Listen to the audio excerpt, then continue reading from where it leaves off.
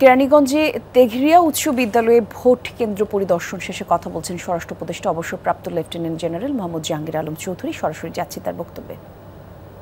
আমার পক্ষে তো ইন্ডিভিজুয়াল একটা কেসের সম্বন্ধে এখানে বলা আমার পক্ষে সম্ভব না, যেহেতু এত হাজার হাজার কেস, এইগুলি না করে আপনার ইন্ডিভিজুয়াল না করে ইন জেনারেল কোনো প্রশ্ন করেন।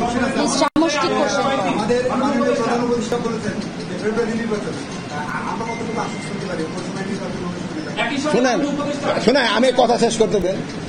যেখানে প্রধান উপদেষ্টা বলে দিছে, আপনারা কত কার কথা আপনারা আশ্বস্ত হবেন? ওনার কথার থেকে আর বড় কথা কে বলতে পারবে? ওনার থেকে আর বড় কথা কে বলতে পারবে?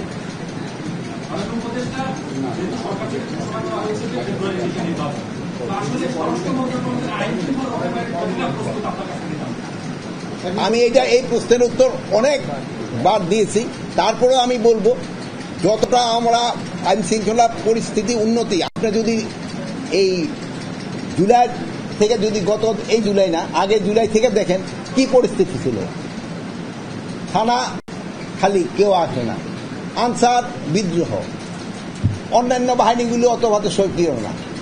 ওই থেকে এখনকার পরিস্থিতি অনেক ভালো হয়নি। বলেন, আপনারা বলেন। হ্যাঁ, আপনার কথাটা শেষ করতে আমাদের প্রশ্ন হলো কি, একটা কথা শেষ হওয়ার আগে আরেকজন আবার ওই ফ্রন্ট খুঁজে ফেলায়।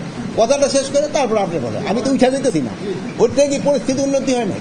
তা আরো যে আমাদের সময় রয়ে গেছে, হয়তো আমরা কাঙ্ক্ষিত পৌঁছতে পারি নাই, ওইটা থেকে আমরা হয়তো আল্লাহ দিলে পৌঁছে যাবো। আরেকটা আমি ভাই আপনাদের অনুরোধ করেন, আপনাদের অনেকের 53 বছর হয় না, 53 বছরের উপরে কারা একটু হাত উঠান দেখি।